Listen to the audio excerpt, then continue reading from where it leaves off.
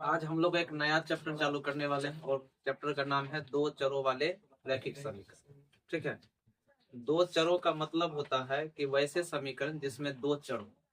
वैसे समीकरण जिसमें कितने चर हो? दो चर हो। समीकरण जो दो चर का जो रूप होता है वो इस प्रकार से होता है। दो चरों का समीकरण का मतलब हो गया, जैसे कि हम लिख दिए 2x + 3y बराबर 5। इसमें दो चर, एक x है और एक y है। इसको कहा जाता है दो चरों वाले रैखिक समीकरण। ठीक है। तो क्या नाम देंगे? दो चरों वाले रैखिक समीकरण। आज का जो हमारा चैप्टर है वो है दो चरों वाले, दो चरों वाले रैखिक समीकरण। दो चरों वाले रैखिक समीकरण, ये आज का हमारा जो है नया चैप्टर का नाम है दो चरों वाले रैखिक समीकरण। कहने से ही लगता है कि दो चरों वाले रैखिक समीकरण। दो चर, चर किसको कहते हैं? तो चर ए से लेकर के जेड तक, ए से जेड तक के जितने भी लेटर हैं वो सभी क्या है? चर है। ठीक है। अचर की बात करें तो 1 से लेकर के अप टू इंफिनिटी तक जो है जितने भी संख्या हैं वो सभी क्या है? अचर होते हैं।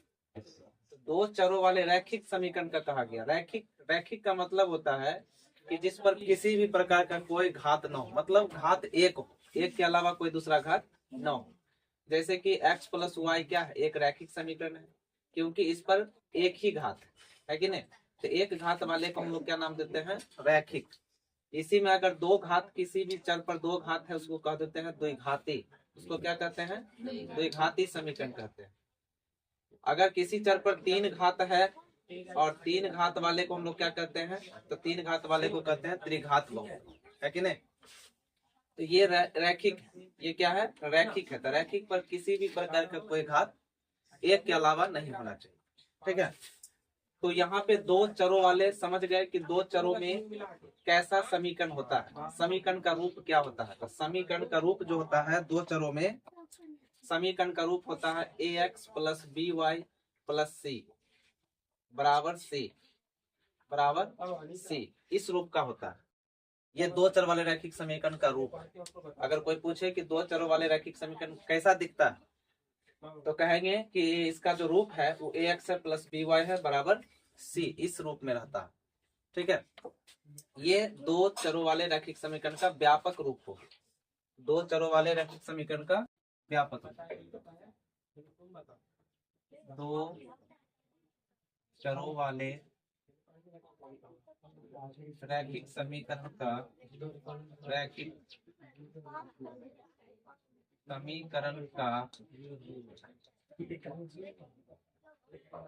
व्यापक रूप। दो चरों वाले रैखिक समीकरण का व्यापक रूप ax + by बराबर, इस प्रकार का जो समीकरण होगा उसे हम लोग कहेंगे दो चरों वाले रैखिक समीकरण। ठीक है। अब रही बात कि दो चर रैखिक समीकरण को हल कैसे किया जाता है। तो दो चर है, इसमें दोनों चर का मान निकलना चाहिए।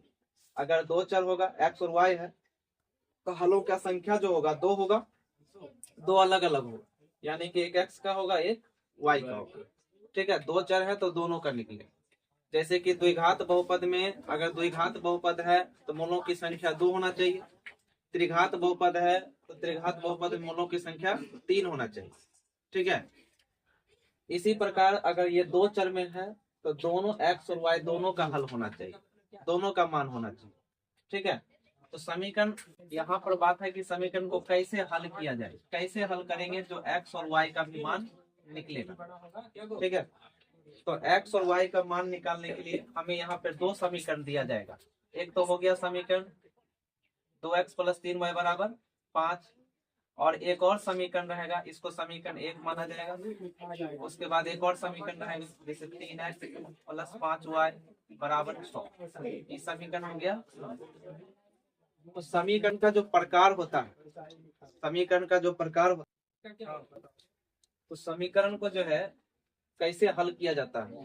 तो सबसे पहले जो है समीकरण देखो कई प्रकार से हल किया जाता है। समीकरण का हल करने का जो एक विधि नहीं है, हम कई विधि से समीकरण को हल करते हैं, प्रश्न में पूछा भी जाता है। ठीक है, जैसे कि समीकरण का जो हल करने का जो समीकरण है, दो चर वाले समीकरण को हल करने का जो तरीका है, दो चरों वाले रैखिक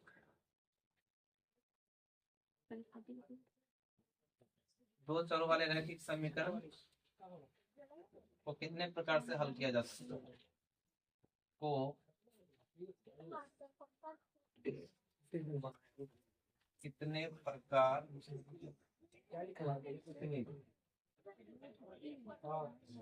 या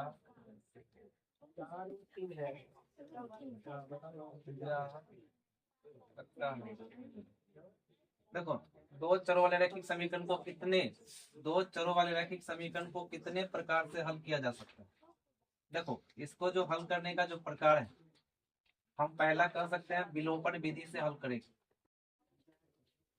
विलोपन विधि से। ठीक है, दूसरा कह सकते हैं प्रतिस्थापन विधि से, प्रतिस्थापन विधि से। ठीक है, तीसरा कह सकते हैं गुणन विधि से। चौथा कह सकते हैं ग्राफीय विधि से। ठीक है, ग्राफीय विधि से।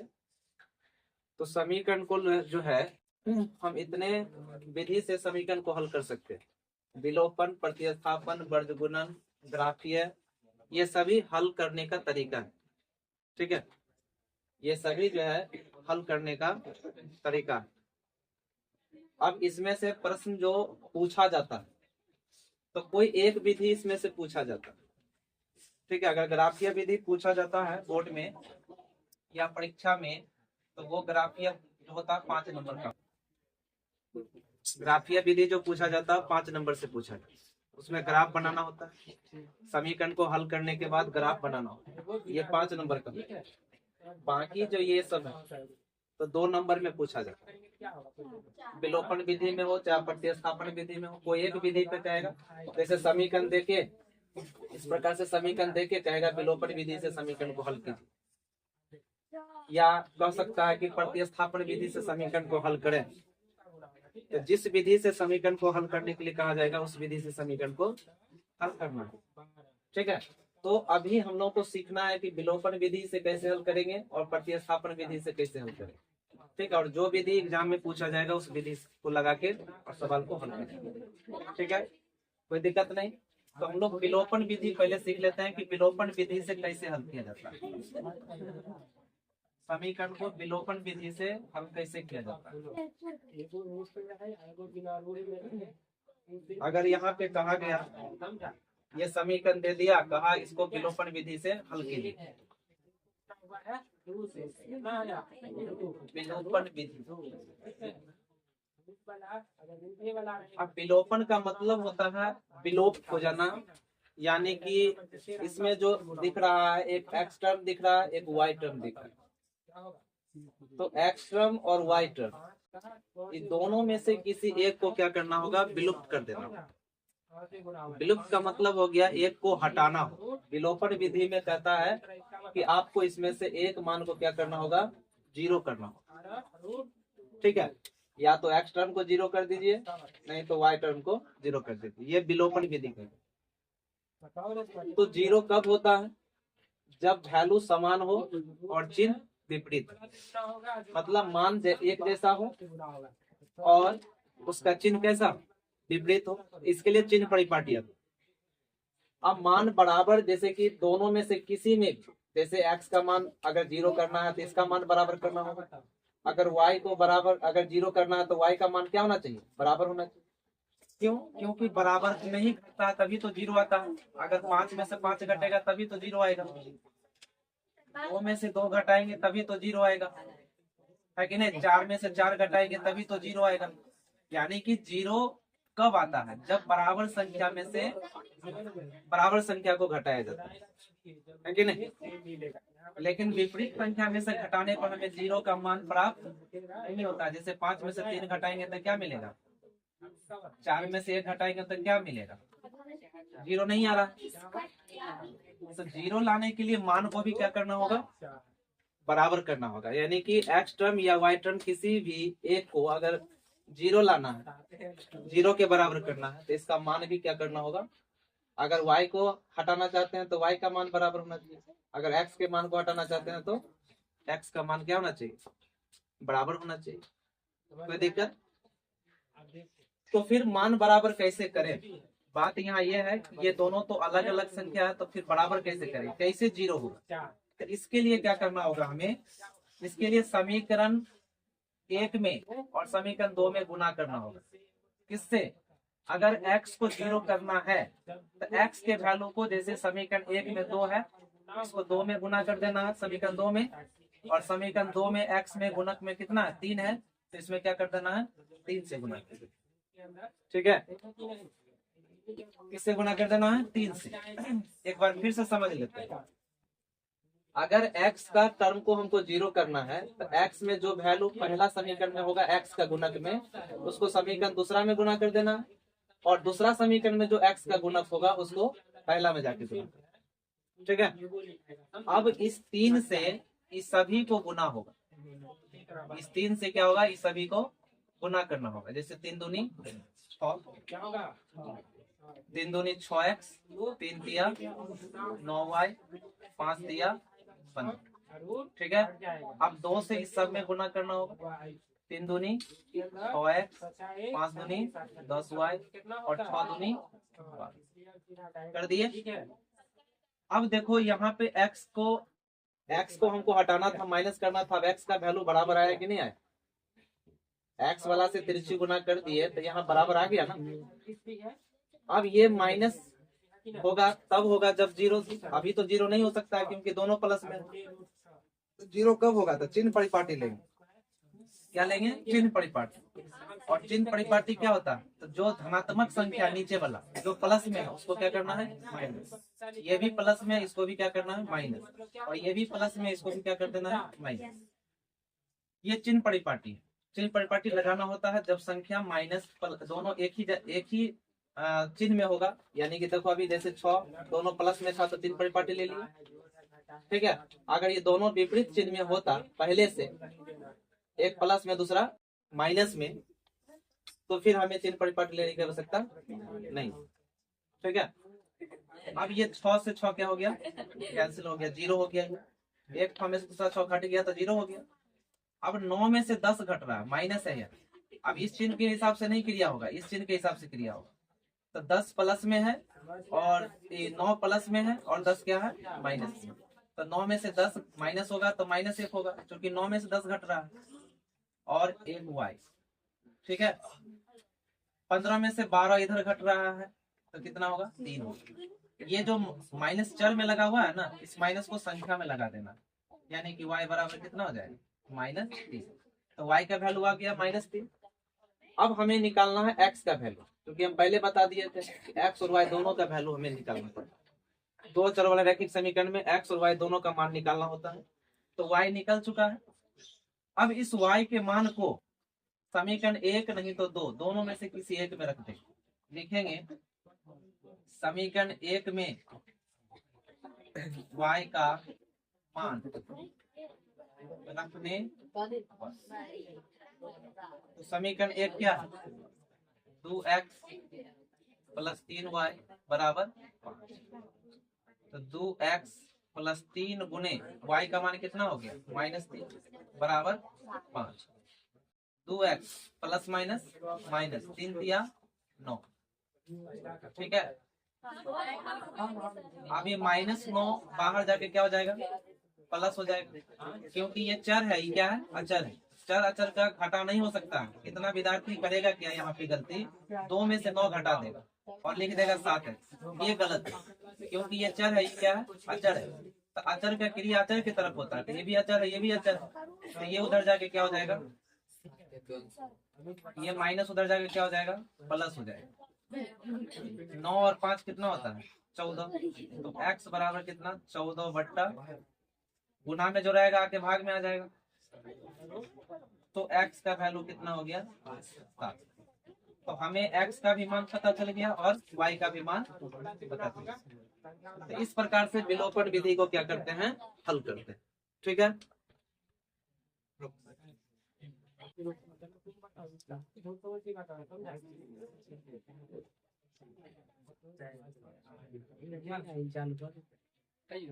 देखो समीकरण हल करने का जो दूसरा तरीका है वो है प्रतिस्थापन विधि। प्रश्न पूछता है कि प्रतिस्थापन विधि से समीकरण को कैसे हल किया जाता है।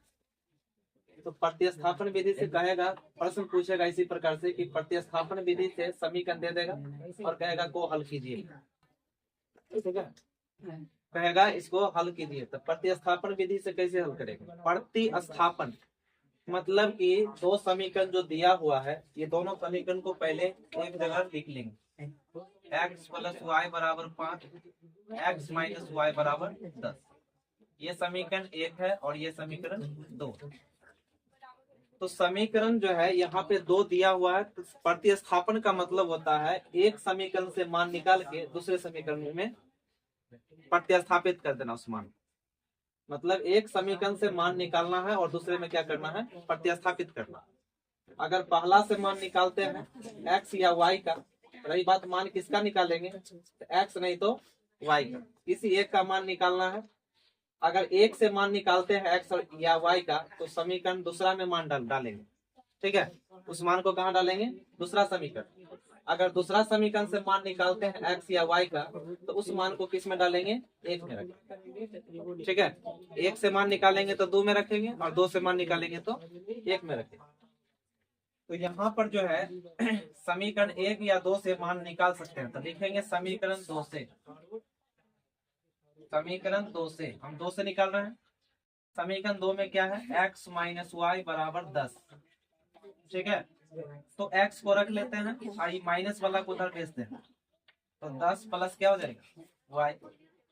तो ये x का मान निकल गया। किसका मान निकल गया, x का मान निकल गया। x का मान कितना आया, इसको समीकरण 3 मान लेते हैं। x का मान आ गया 10 प्लस y। समीकरण 2 से निकाले हैं तो इस मान को कहाँ रखेंगे, x के जगह पर रखेंगे। कौन समीकरण में रखेंगे, तो एक वाला में लिखेंगे। समीकरण 3 का मान, समीकरण 3 का मान समीकरण 1 में रखने पर, तो समीकरण 1 क्या है, x प्लस वाई बराबर 5। ठीक है, x का मान निकला है ना, तो जहां x है समीकरण 1 में, वहां x के जगह पर ये आ जाएगा 10 प्लस वाई ये वाला। ठीक है, और बराबर 5। 10 प्लस वाई है, इसको क्या करते हैं 10 और y को क्या करते हैं, जोड़ देते हैं। बराबर कितना आ गया 5। ये 10 उधर जाके क्या हो जाएगा, माइनस। ठीक है, प्लस में उधर जाके क्या हो गया, माइनस में हो गया। अब यहाँ ऐसा नहीं करना है कि 10 प्लस 2 12y, क्योंकि इसमें y नहीं है, इसलिए 10 2 12y नहीं होगा। ये अचर है और ये क्या है, चर है। तो अचर का अचर के साथ क्रिया होगा। तो इधर अचर है, इधर अचर है, तो ये अचर को लेगा इस तरफ। ठीक है, ये प्लस उधर जाके क्या हो गया, माइनस। 5 में से 10 को घटा देते हैं तो -5 बचता है। तो y का मान -5 और बट्टा कितना आ गया, तो ये y का वैल्यू आ गया। इसका वैल्यू आ गया y का। अब y का आ गया तो हमें x भी निकालना होगा। ठीक है, तो x का मान निकालने के लिए हमें क्या करना होगा, इस y के मान को समीकरण 3 में रखना, तब ना x का मान निकलेगा। तो लिखेंगे कि y का मान समीकरण 3 में रखने पर, y का मान समीकरण 3 में, समीकरण 3 में रखने पर, समीकरण 3 क्या है, x बराबर है 10 प्लस y। 10 प्लस y के जगह पर कितना रख देंगे, -5 बट्टा, प्लस माइनस क्या होता है। अब यहाँ कैसे, 10 दूनी 20, 20 में से 5 को क्या करेंगे, 15 घटा देंगे तो 15 बट्टा कितना आ गया। तो x का वैल्यू 15 बट्टा 2 आ गया, y का वैल्यू कितना आ गया, -5 बट्टा 2 आ गया। तो इस प्रकार से प्रतिस्थापन विधि से भी समीकरण को हम हल कर लेंगे और एक्स वाई का मान निकाल लेंगे। कोई दिक्कत?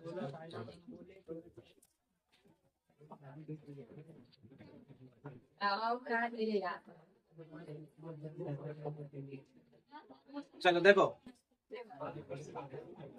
अगर प्रश्न ये कहे कि वज्र गुणन विधि से समीकरण को हल करना है, तो वज्र गुणन विधि से समीकरण को कैसे हल किया जाता है?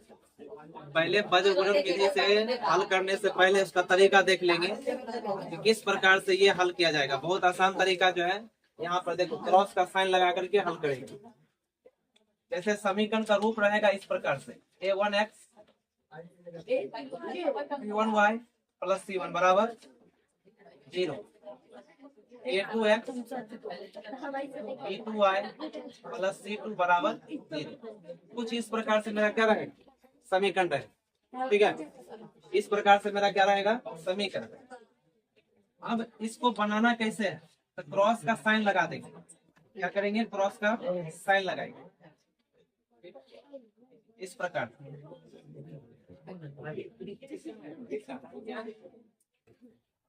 इस प्रकार से क्रॉस का क्या करेंगे? साइन लगाएंगे।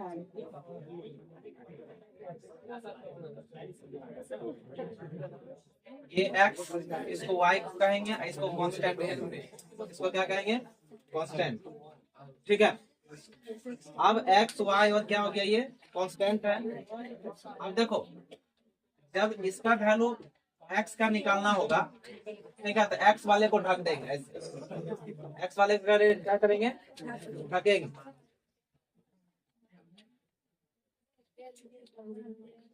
x वाले को ढक देंगे इस प्रकार से। और y वाला जो पद दिखाई दे रहा है ना, b1 c2, यहाँ लिखेंगे b1 और लिखेंगे यहाँ पर b2। b1 b2 लिख दिए। यहाँ क्या लिखेंगे? c1 c2। ठीक है, फिर तीसरा आ गया a1 a2। ठीक है, और फिर बीच वाला भर देंगे लास्ट में b1 b2। मतलब शुरू भी होगा b1 b2 से और अंत भी होगा b1 b2। ठीक है, शुरू और अंत दोनों क्या होगा? b1 b2 से। कोई दिक्कत नहीं ना? कोई दिक्कत नहीं। ठीक है, अब जो है, जब x का वैल्यू निकालना होगा तो कौन सा रूल होगा? तो x बराबर ऐसे b1 c2 को गुना करेंगे। b1 c2 माइनस, ऐसे भी लिख सकते हैं इसको, x है ना, x बट्टा b1 c2 माइनस, माइनस का साइन लगाना है b2 c1 मतलब ऐसे इसको गुना कर देना, इसको ऐसे गुना कर। क्रॉस का साइन लगा हुआ है ना, ये गुना का साइन देख रहे हो ना, ये गुना का साइन जो है दोनों को गुना करना है, इसको इससे और इसको इससे गुना कर देना है बराबर। उसके y है तो y लिखेंगे। अब ऐसे फिर गुना करेंगे c1 a2 minus c2 a1 बराबर 1 बट्टा, ये कांस्टेंट है ना, a1 b2 a2 b1 a2। इस प्रकार से जो ये रूल पर जो है हमारा वज्र गुणन विधि बनेगा। ठीक है, वज्र गुणन विधि कभी भी बनेगा तो इसी टाइप से बनेगा, इसी रूल पर बनेगा। ठीक है, इसी रूल से बनाएंगे वज्र गुणन विधि। अब सवाल जैसे कि यहाँ पे दिया हुआ वज्र गुणन विधि से हल कीजिए, तो यहाँ भी हमें क्या करना होगा? पहले इस जो समीकरण का व्यापक रूप है इस रूप में लाना होगा। जैसे देखो c1 क्या अंदर में है ना, ये बाहर है a1 b1 c1, तो c1 को क्या करना होगा? अंदर लाना होगा, तो माइनस हो जाएगा, अंदर लाके बाहर क्या हो गया? 0, बाहर 0 रहना चाहिए। दूसरा समीकरण जो है हमारा x प्लस 5y है, ये 10 अंदर में है तो क्या हो गया? ये बाहर में तो क्या हो जाएगा? अंदर आके माइनस हो जाएगा। अब देखो इस समीकरण का रूपरेखा है, 0 क्या होना चाहिए? बाहर होना चाहिए। c1 और c2 कहाँ होना चाहिए? अंदर में होना चाहिए। ठीक है, मतलब कांस्टेंट संख्या जो बाहर में रहेगा ना, उसको क्या कर लेना? अंदर कर लेना। अब इसी प्रकार का चित्र बनाएंगे, इसके नीचे क्रॉस का साइन ऐसे होगा, इस तरह से क्रॉस का साइन लगा देंगे, यहाँ लिख देंगे x, फिर यहाँ पे क्रॉस का साइन लगाएंगे, यहाँ लिख देंगे y, फिर यहाँ पे क्रॉस का साइन लगाएंगे, ठीक है, और यहाँ पे लिख देंगे B1 B2, ये है B1, मतलब B से चालू किए थे ना, B1 B2, B से चालू किए थे ना, तो यहाँ भी 20 है, 3 और 5 है ना, B1 के जगह पे कितना है 3, B2 के जगह पे कितना है 5 बैठा दिए, C1 के जगह पे कितना है -5, C2 के जगह पे कितना है -10, A1 के जगह पर यहाँ A1 A2, A1 के जगह पर कितना है 2 और A2 के जगह पर कुछ नहीं है तो क्या लिखेंगे 1, फिर B1 B2 क्या लिखा हुआ है B1 B2, तो फिर बीच वाला लिख देंगे 3 5, इस तरह से लिख दिए। अब सब वैल्यू को इस रूप में बैठा लेना है, x बट्टा ऐसे गुना, इसी तरह ना गुना किया है, -10 दिया 30, -30 हो गया, सूत्र का माइनस, यहाँ सूत्र लगा हुआ -5 को 5 बार पढ़ेंगे तो 25, तो माइनस क्या हो गया 25 बराबर y बट्टा, अब इसको गुना करेंगे 5 एकम 5, माइनस में क्योंकि माइनस लगा हुआ है, और 10 गुना 20, ये सूत्र का माइनस हो गया है ना, सूत्र में माइनस, 10 गुना कितना हो गया -20, यहाँ क्या हो जाएगा -20, क्योंकि यहाँ माइनस लगा हुआ बराबर 1 बट्टा 2 पंचे 10 -3 एकम, इस तरह से बैठा लिए। अब बारी बारी से क्या करेंगे, x वाले को इससे हल करेंगे, बराबर में रखेंगे, क्योंकि सब आपस में क्या बराबर है ना, तो दोनों चर वाले को अचर वाले के सामने बराबर रख के क्या करना है हल करना है।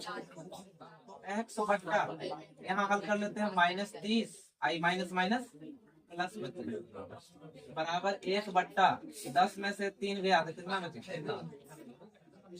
x बट्टा 25 में से 30 घट रहा है ना, तो -5 बचेगा, और यहाँ एक बट्टा कितना हो गया, क्रॉस गुना कर लेते हैं, जब क्रॉस गुना करेंगे तो 7 को x से गुना होगा तो 7x, और -5 को 1 से गुना होगा तो -5, तो x बराबर कितना हो जाएगा -5, और बट्टा में ये निकल गया, ठीक है, x बराबर -5 बट्टा 7 आ गया।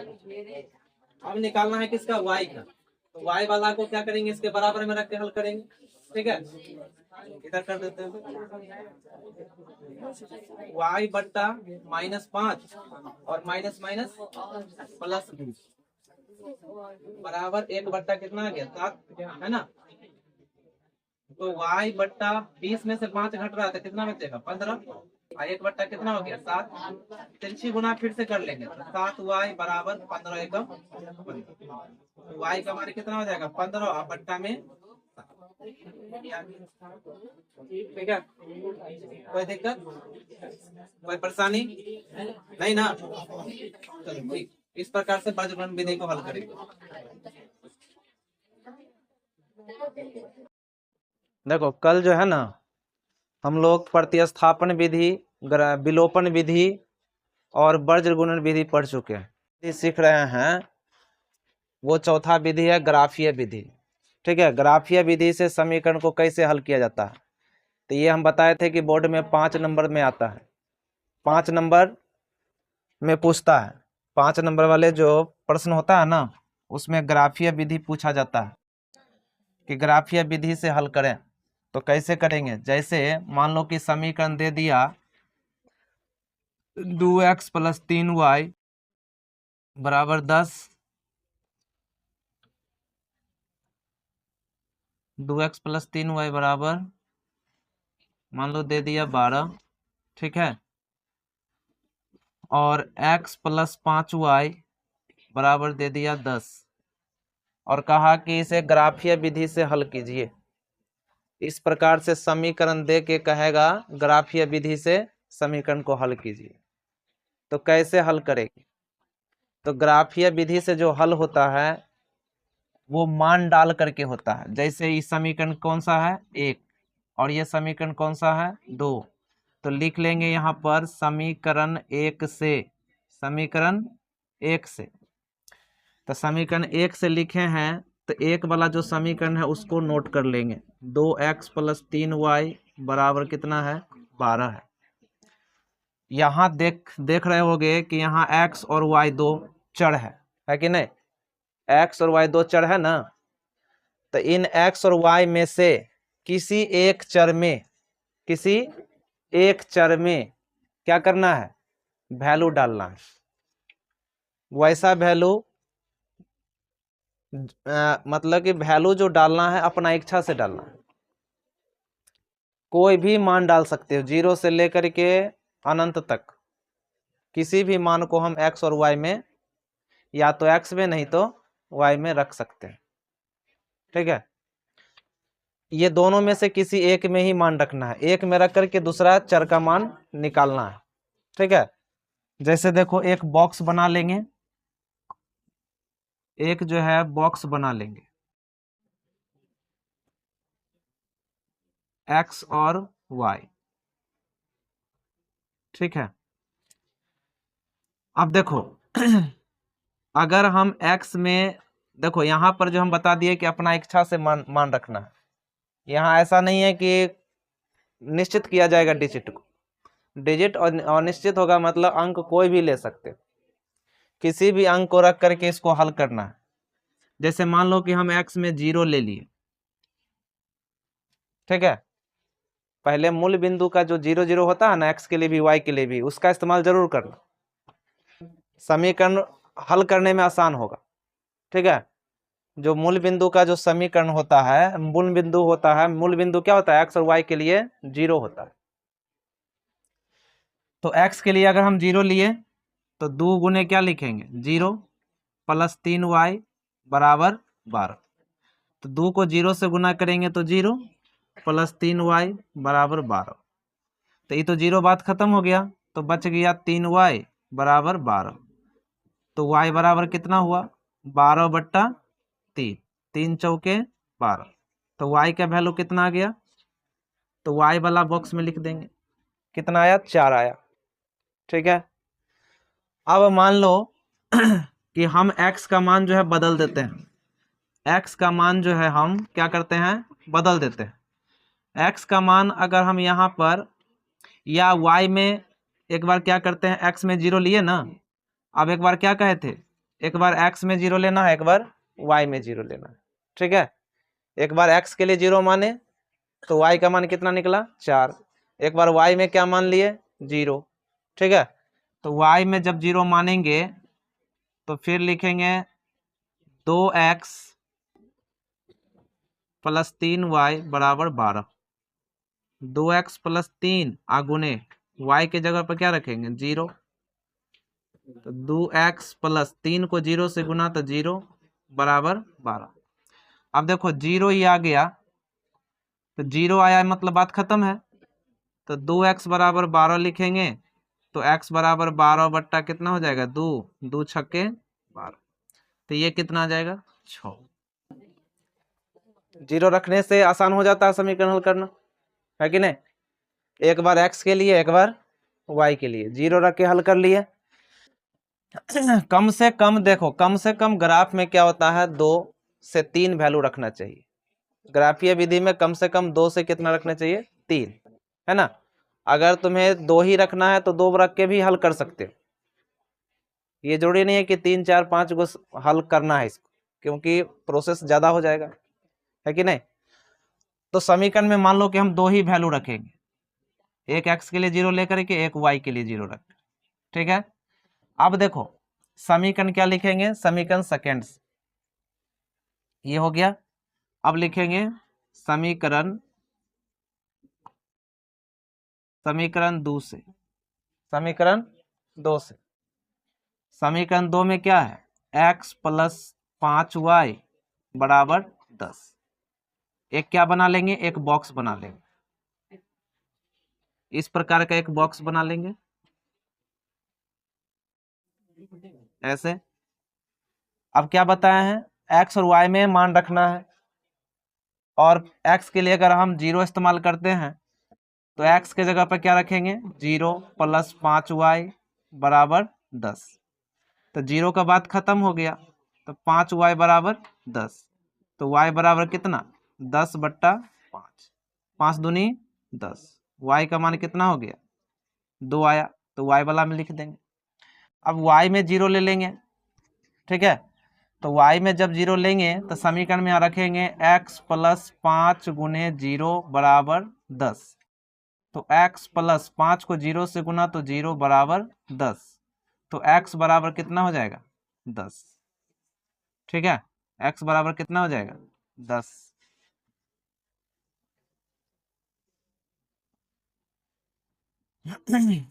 क्लियर, दो मान ले लिए दोनों में, ठीक है। तो इस प्रकार से जो है ना ग्राफीय विधि से समीकरण को हल किया जाता है। अब रहा बात कॉपी पर ग्राफ खींचने के लिए भी कहा जाएगा, ठीक है। तो ग्राफ खींचने के लिए कहा जाएगा, तो कैसे ग्राफ खींचे, देखो एक ले लेंगे y अक्ष और एक ले लेंगे x अक्ष, ठीक है, और इसी को कहते हैं मूल बिंदु, जिसको 0 0 से डिनोट करते हैं, x के लिए भी 0 और y के लिए भी 0, ठीक है। इसको y कह दिए, इसको y डैश कहेंगे, ये हो गया x और ये हो गया x डैश। ये धनात्मक लाइन है और ये x का ऋणात्मक हो गया, ये y का धनात्मक हो गया, ये y का ऋणात्मक हो गया। क्या कहे थे, आगे की तरफ प्लस होता है, पीछे की तरफ माइनस, ऊपर की तरफ प्लस होता है, नीचे की तरफ माइनस, चिन्ह परिपाटी में पढ़ाए थे ना। तो संख्या जब यहाँ बैठेगा 1 2 3 4 5 6 7 8 9, ठीक है, एक और आगे बढ़ा लेते हैं 10, ठीक है। इधर जो है -1 -2 -3 -4 -5, चूंकि माइनस में मेरा कोई वैल्यू है नहीं, दोनों में नहीं ना है, तो कम ही ले लेंगे, ठीक है। ऊपर y में जो है देखो 1 2 3 4 5 6 7 8, -1 -2 -3 -4 -5 -6, ठीक है। इस प्रकार से क्या कर लेना है, कॉपी में बना लेना है। कॉपी जब ग्राफ का मिलेगा तो इस तरह से बना लेंगे, कोई दिक्कत नहीं है। अब जो समीकरण 1 में जो हमने ये बॉक्स बनाया है वैल्यू का, और समीकरण 2 से जो बनाया है वैल्यू, ठीक है, उस वैल्यू को यहां डालना है ग्राफ में। कैसे डालेंगे, तो x का 0 y का 4, तो x का 0 कहाँ है, यहाँ पर है, ठीक है, और y का कितना है, प्लस में 4 है ना, तब प्लस वाला ऊपर है, माइनस वाला रहता तो माइनस रहता तो कितना नीचे आते। तो x का 0 y का 4 है, तो प्लस में है, तो इसी के ऊपर जाएंगे सीधे, इसी के ऊपर सीधे कहाँ आएंगे 4 पर, 4 पर आ गए, ऐसे पॉइंट कर देंगे, ठीक है। x का 6 है, y का कितना है, तो x का 6 प्लस में है ना 6, तब प्लस में है तब प्लस की तरफ जाएंगे, आए यहाँ, और y का कितना है 0 है, तो देखो y का 0 जो होता है ना x वाला लाइन पर ही होता है, ये जो x अक्ष का लाइन है ना उसी पर y का क्या होता है 0, और y अक्ष पर किसका 0 होता है x का जो 0 है वो किस पर हुआ था, y अक्ष पर हुआ था ना, और y का 0 किस पर होता है x अक्ष पर होता है, याद रखना है, ठीक है, इसको क्या करना है याद रखना है। तो x का 6 और y का 0 तो यहीं पर हो गया, ठीक है। अब दोनों पॉइंट को क्या करना है, स्केल से मिलाना है, दोनों पॉइंट को स्केल से क्या करना है मिलाना है, ऐसे स्केल से सीधा लाइन में खींचना है। अभी तो हम हाथ से बना रहे हैं, है कि नहीं, इस तरह से मिला दिए। अब इस समीकरण का नाम दे देंगे, कौन समीकरण है, तो पहला समीकरण है। पहला समीकरण में पहला समीकरण का जो समीकरण उसको लिख देंगे 2x प्लस 3y बराबर 12। ये जो पॉइंट सब बनाए हैं इस पॉइंट को लिख देंगे, पहले x का लिखेंगे तब y का लिखेंगे, पहले x तब y, ये जो बना 0 और 4 का, ठीक है, इस तरह से लिख देंगे। पहले लिखा था x तब लिखा था है y का, ठीक है। अब देखो ये तो हो गया पहला समीकरण का वैल्यू बैठा दिए ग्राफ पर। अब दूसरा समीकरण का जो वैल्यू यहाँ निकाले हुए हैं इस मान को रखना है ग्राफ में, x का 0 y का 2, x का 0 और y का 2, ये हो गया। x का 10 y का 0, x का 10 यहाँ है ना, और y का 0 है तो यहीं पर होगा, लाइन पर ही होगा। 0 वाला वैल्यू कहाँ पे होगा, लाइन पर। अब ये दोनों पॉइंट को क्या करना है, मिलाना है। दोनों पॉइंट को स्केल के सहायता से, ये नहीं कि हाथ से मिला लेना, हम मिला रहे हैं हाथ से तो तुम लोग भी मिला हाथे से, स्केल से मिलाना, सीधा सीधा कटना चाहिए, ठीक है। तो जहां पे ये कटा दोनों लाइन, जैसे मान लो ये 5 पर कट गया, ठीक है, ये पॉइंट का वैल्यू बैठा दो, 0 2 पर है, 0 2 पर है, ये जो है 10 और कितना पर है, 0 पर है।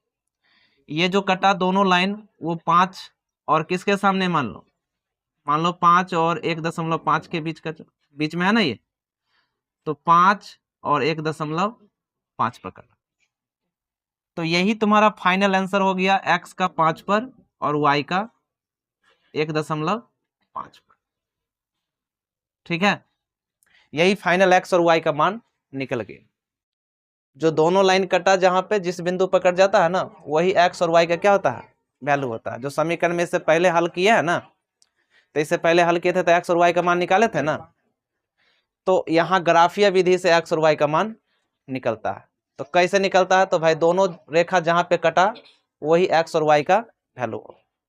कोई दिक्कत है, नोट कर लो। लड़का सुनो, इस प्रकार का हम समीकरण से समझा रहे हैं। देखो समीकरण मेरा इस तरह से रहेगा, ठीक है। a1x plus b1y plus c1, a2x plus b2y plus c2। ये abc क्या है, एक पूर्णांक है। abc क्या है, एक पूर्णांक है। abc पूर्णांक है, abc क्या है, पूर्णांक है। अब देख लो, इसमें प्रतिच्छेदी, समांतर और समपाती रेखा पूछेगा। तो प्रतिच्छेदी समीकरण दे करके कहेगा कि a1 बट्टा a2 अनुपात लिख देगा, कहेगा अनुपातों, ऐसे लिखेगा, अनुपातों a1 बट्टा a2, b1 बट्टा b2, c1 बट्टा c2, ठीक है, का तुलना करना है, का तुलना कर हमें बताना है कि कौन प्रतिच्छेदी रेखा है, कौन समांतर है, कौन समपाती है, ठीक है, ये हमें बताना है। तो प्रतिच्छेदी रेखा जो होता है वो किस रूप का होगा, मतलब इस अनुपात में कैसा रूप होगा जिसको हम प्रतिच्छेदी रेखा कहेंगे, और किस रूप को समांतर रेखा कहेंगे, और कैसा रूप को समपाती रेखा कहेंगे, ठीक है। तो ये तुलना करने के लिए कहेगा, अभी इसको बराबर नहीं कॉमा दे के लिखते हैं, ठीक है। कहेगा a1 बट्टा a2, b1 बट्टा b2, c1 बट्टा c2 का तुलना करके बताइए कि कौन जो है प्रतिच्छेदी रेखा है, कौन समांतर है, कौन समपाती है। तो हमें यहाँ समझना होगा कि कैसा रूपरेखा होगा इसका जिसको प्रतिच्छेदी कहेंगे, ठीक है, और कैसा रूप होगा जिसको समांतर और समपाती कहा जाएगा। चलो देखो, देखो यहाँ a1 बट्टा a2 बराबर नहीं अगर होगा b1 बट्टा b2 के, मतलब ये इसके अनुपात का बराबर नहीं हुआ, ठीक है। अगर ये अनुपात इस अनुपात के बराबर नहीं हुआ तो ऐसी स्थिति में हम क्या कहेंगे, प्रतिच्छेदी रेखा। क्या कहेंगे, प्रतिच्छेदी रेखा कहेंगे, प्रतिच्छेदी रेखा, ठीक है। और इसका केवल एक हल होगा, इसका केवल एक हल होगा। अगर पूछेगा कि इसके कितने हल होंगे, अगर समीकरण दे के पूछेगा इसके कितने हल होंगे, ठीक है, तो इस पहले तो अनुपात निकालेंगे कितने हल होंगे। तो कितने हल में क्या करेंगे, इसका अनुपात निकाल के देखेंगे। अगर ये इसके बराबर नहीं आया तो कहेंगे भाई इसका केवल एक हल हो। कितना हल होगा, केवल एक हल होगा। अगर प्रतिच्छेदी, समांतर और समपाती से पूछ रहा है कि निम्नलिखित में समीकरण प्रतिच्छेदी है कि समांतर है कि संपाती है, तो ऐसी स्थिति में भी फिर A1/A2 B1/B2 अनुपात बैठाएंगे और अनुपात में देखेंगे कि अगर ये अनुपात दोनों का एक दूसरे के बराबर नहीं है तो कहेंगे कि ये प्रतिच्छेदी रेखा। ठीक है। अगर सवाल हमारा संगत असंगत से पूछ रहा है कि संगत है कि असंगत है, तो इसी रूपरेखा को हम संगत कहेंगे, संगत रेखा। A1/A2 इक्वल नॉट B1/B2, इसी को कहेंगे संगत रेखा। ठीक है, इसी को क्या कहेंगे? संगत रेखा। तो संगत रेखा किसको कहते हैं? जिसका हल, मतलब वैसे समीकरण जिसका हल हो सके, वैसे समीकरण जिसका हल हो सके उसे संगत रेखा कहते हैं। और असंगत किसको कहते हैं? तो वैसे समीकरण जिसका हल नहीं होता, जिसका हल नहीं होता है उसको क्या कहते हैं? असंगत समीकरण कहते हैं। क्या कहते हैं? असंगत समीकरण। तो संगत असंगत में संगत इसी रूप को क्या कहेंगे? संगत भी कहेंगे। इसी रूप को प्रतिच्छेदी भी कहेंगे। आप पूछेगा कितने हल हैं, तो कहेंगे केवल एक हल है। ठीक है, इस रूपरेखा को क्या कहेंगे? केवल और केवल एक हल है। अब इसी में देखो, ये तो पहला हो गया स्थिति। अब दूसरा स्थिति में देखो, दूसरा स्थिति में है A1/A2 इक्वल B1/B2 और इक्वल नॉट C1/C2। मतलब अब देखो, अनुपात में ये इसके बराबर है लेकिन ये इसके बराबर नहीं है। मतलब दो गो बराबर होगा लेकिन तीसरा बराबर नहीं होगा। अगर ऐसा स्थिति हो जाए, अगर ऐसा स्थिति उत्पन्न हो कि दो गो अनुपात बराबर हो जाए और तीसरा बराबर न हो, तो ऐसी स्थिति में क्या कहेंगे? तो ऐसी स्थिति में कहेंगे रेखा समांतर है। रेखा क्या है? रेखा समांतर है। रेखा समांतर है। ठीक है, और इसके एक भी हल नहीं है, इसका कोई हल नहीं है। लिखेंगे इसका कोई हल नहीं है, इसका कोई हल नहीं है, इसका कोई हल नहीं होगा। अगर समांतर रेखा होगा ना तो इसका कोई हल नहीं होगा।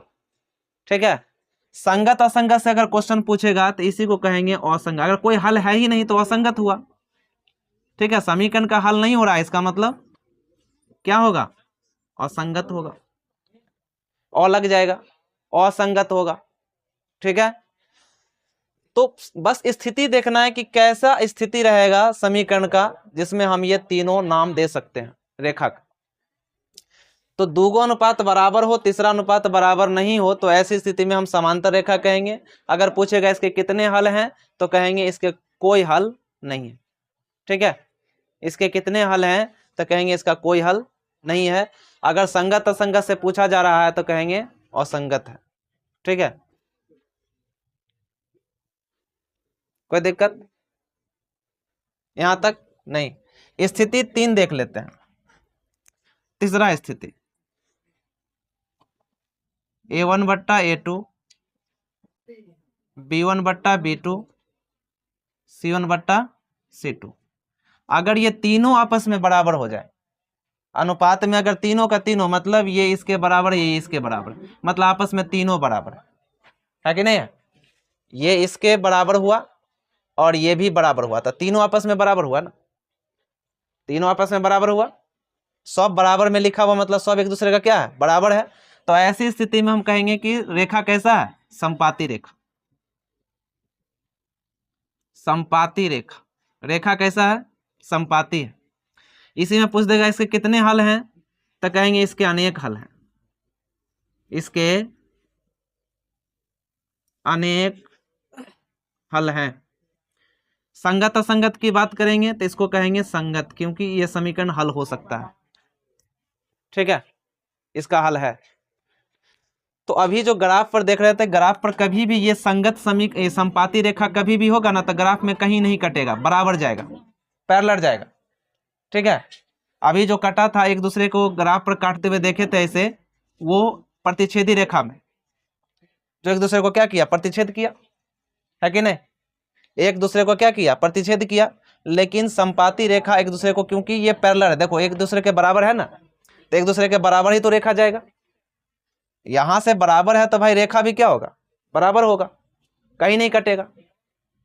तो इसलिए ग्राफ पर अगर इस तरह का ग्राफ अगर देखते हो कि कहीं नहीं कटता है तो समझ लो क्या है, वो समपाती रेखा है। क्या है? समपाती रेखा। हम एक एक करके सभी का उदाहरण से भी हम समझाएंगे, ठीक है। हम एक एक का उदाहरण देकर समझाएंगे कि कैसे होता है, ठीक है। और इस टाइप से प्रश्न भी आता है बोर्ड में, ठीक।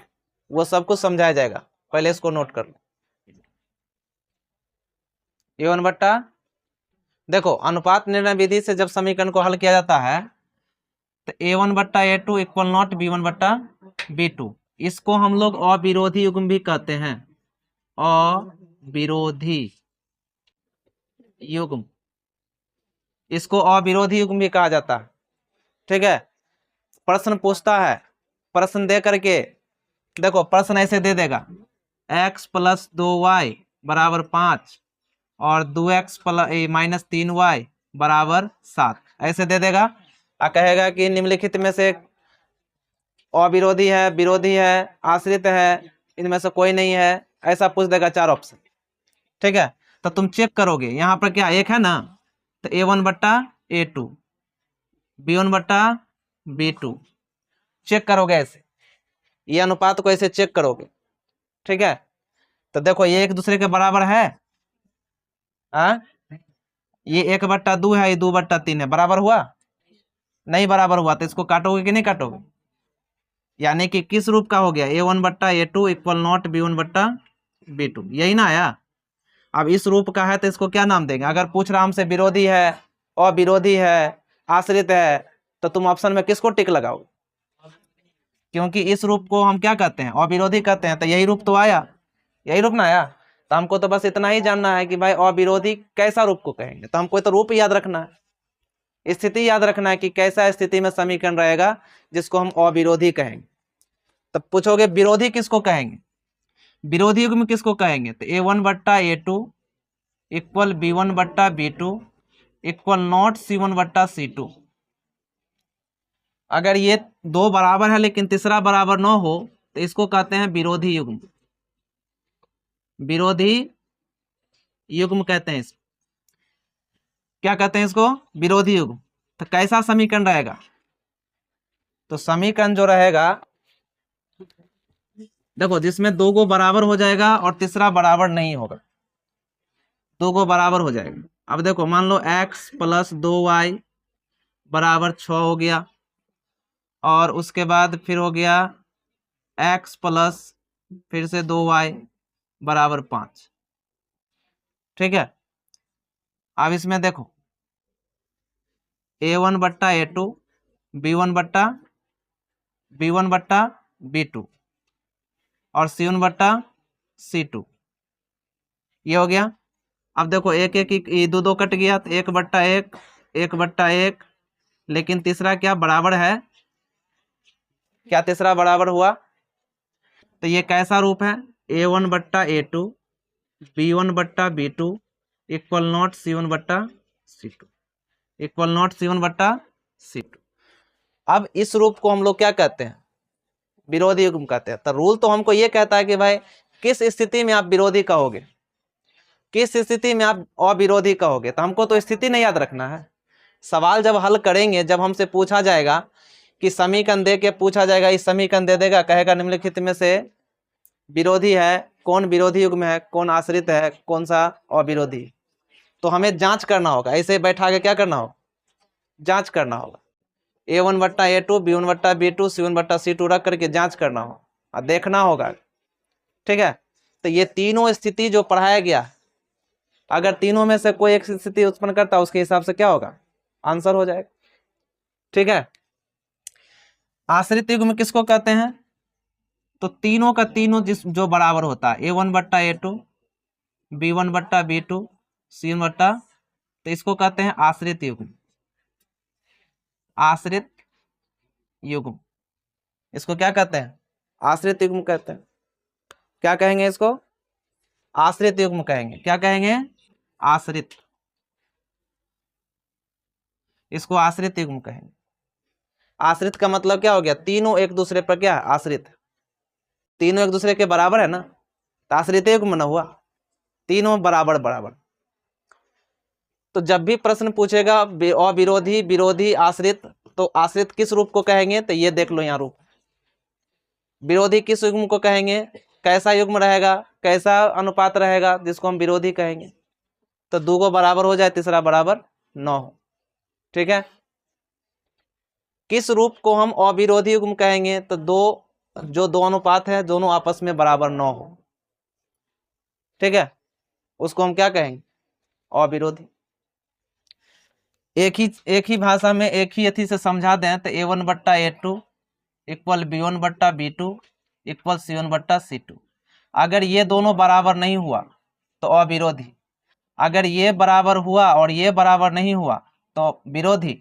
ठीक है, अगर यहाँ पर बराबर नहीं हुआ तो अविरोधी, अगर यहाँ पे बराबर है अनुपात करने के बाद ये बराबर नहीं हुआ तो विरोधी। अगर तीनों का तीनों बराबर हो गया तो क्या हो जाएगा, आश्रित हो जाएगा। ठीक है, तो ये एक ही लाइन से समझना चाहोगे तो यहाँ कट अगर होता है, ये दूसरे के बराबर नहीं आता, जैसे हम बैठा के भी दिखा दिए, उदाहरण भी बता दिए। ठीक है, इससे पहले भी ऐसे ही सवाल हल करोगे। इससे पहले जो हम बताए हैं प्रतिच्छेदी युग्म है कि नहीं, अगर प्रश्न पूछने पर डिपेंड करता है, प्रश्न किस हिसाब से पूछ रहा है। देखो अब यहाँ कहोगे इतना चीज आप बताए, तो क्या एक ही प्रश्न में पूछने वाला यही बात है कि इतना जो रूल्स बताया गया है क्या एक ही प्रश्न में सारा रहेगा, तो नहीं, एक ही में सारा बात नहीं पूछा जाएगा। प्रश्न देने के बाद तुमसे प्रतिच्छेदी, समांतर और संपाती रेखा पूछ सकता है। ठीक है, दूसरा प्रश्न अगर ऐसा भी पूछ सकता है, अनुपात दे दिया, क्या क्या अनुपात के हिसाब से हमको बताइए कि ये इसमें कौन संगत है कौन असंगत है। ठीक है, तो उसका भी बता दिए नियम। अगर पूछ देगा कि विरोधी और विरोधी आश्रित युग्म समझाइए, अनुपात दे करके कौन सा विरोधी युग्म है, कौन अविरोधी है, कौन सा आश्रित युग्म है, तो इसलिए हम बताया गया है यहाँ की अगर विरोधी और विरोधी आश्रित से पूछ देता तो क्या लगता है कि ऐसा रूल तो सर जी नहीं पढ़ाए हैं, ऐसा बताया नहीं, इसलिए बताना पड़ रहा है कि विरोधी युग्म, अविरोधी युग्म, विरोधी युग्म और आश्रित युग्म कैसा स्थिति रहेगा जो बताएंगे। तीनों पर हल करके भी बता दिए है कि नहीं। अब मान लो कि इस रूप का है, अगर प्रतिच्छेदी, समांतर और जो है मान लो तुमसे संपाती रेखा पूछ दे तो यहाँ पे क्या लिखना चाहिए। अगर हमसे पूछेगा कि ये समांतर है कि संपाती है, समांतर है या संपाती है, बताओ तो कौन बता पाएगा, कौन रेखा है ये जो कंडीशन बना अभी समीकरण देकर के जो निकाले हैं, इसका क्या नाम देंगे, समांतर की संपाती, हाँ संपाती, बताओ। रूल ही नहीं याद, अभी जस्ट लिखा हुआ कॉपी में है। ये ना कहते हैं कि कुछ भी बोल दोगे तो थोड़ी हल हो जाएगा। अरे कॉपी में अभी नोट करवाए हैं कि समांतर कब होता है, संपाती कब होता है, तो याद ही नहीं रहेगा तो कहाँ से तुम सवाल बना पाओगे। आगे में नोट है लेकिन देखा नहीं है कि भाई सीधे होंक दिया हवा में। हवा में बतियाओगे तो भैया कभी नहीं बन पाएगा ऑब्जेक्टिव। हवा में बतियाने वाला का जो है ना कभी कभार लगता है, हर बार जो सोचोगे बोल दिया लग जाएगा, ऐसा नहीं होगा। देखो ना यहाँ इस कंडीशन को देखो क्या हम लिख के दिए हैं इससे पहले, A1/A2 बराबर B1/B2 बराबर नहीं है C1/, क्या लिखे हैं देखो कॉपी में लिखा है, कॉपी में नोट है, क्या लिखा गया, समांतर है। तो जब ये समीकरण दे देगा, पूछेगा निम्नलिखित में से समांतर है कि संपाती है कि प्रतिच्छेदी है, तो तुम बैठा के इसे चेक ना करोगे, और जो चेक के हिसाब से जो आएगा वही ना लिखोगे कि भाई ये समांतर रेखा है। समझ में आ रहा है कि नहीं आ रहा, दिमाग में जा रहा है सबको, समांतर है तो समीकरण दे देगा, तो जखन ये कह दिया समांतर है कि संपाती है कि प्रतिच्छेदी है, उसी समय समझ जाना इसको बट्टा करके चेक करना एक दूसरे को। यहाँ देखो इसको A1 इसको A2 कहेंगे, इसको B1 इसको B2 कहेंगे, इसको C1 इसको C2 कहेंगे। अब बैठा के चेक करेंगे, जो कटने वाला उसको काट के भी देखेंगे। जैसे यहाँ पर देखो बहुत बच्चा को लगेगा कि 1/1 आया, यहाँ 2/2 है, तो अच्छा ये तो बराबर है ही नहीं, कहेगा ना, कहेगा ये 1/1 है, ये 2/2 है, तो बराबर कहाँ, अरे 2 से तो कट ना जाता है, तो बराबर ही तो आ गया। तो काट के भी चेक करना, ठीक है, देखना है कि बराबर। कई बार ऐसा होता है कि सीधे सीधे नहीं देता प्रश्न, जो तुम चेक कर लोगे, काट के भी चेक करना पड़ता, देखना होता है कि बराबर है या नहीं। ठीक, कोई दिक्कत है? तो सबका जवाब संगत असंगत भी पूछेगा तो बता दोगे, है ना। संगत असंगत भी पूछेगा तो बता दोगे ना।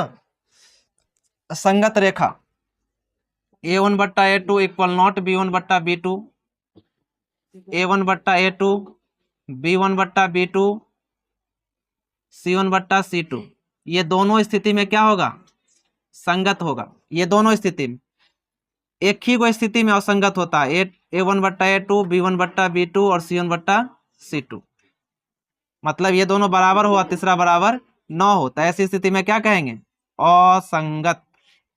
क्या कहेंगे, असंगत। क्या कहेंगे इसको, असंगत कहेंगे। कोई दिक्कत है, कोई दिक्कत, कोई परेशानी, अगर है तो पूछ सकते हो, ठीक है, अगर है तो पूछ सकते हो। हम एक एक चीज करके बता दिए। अब इसमें रहा प्रश्न कि भाई कौन नहीं समझा, जो नहीं समझा तो कमेंट्स करें, कमेंट्स करके भी बता सकते।